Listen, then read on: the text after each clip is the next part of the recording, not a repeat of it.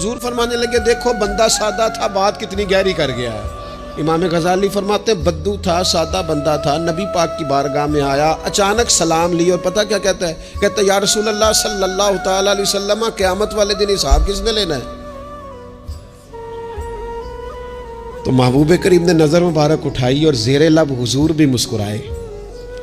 फरमाया हिसाब अल्लाह ताला ने लेना है। तो उसने कंधे पे चादर रखी और मुस्कुराने लगा।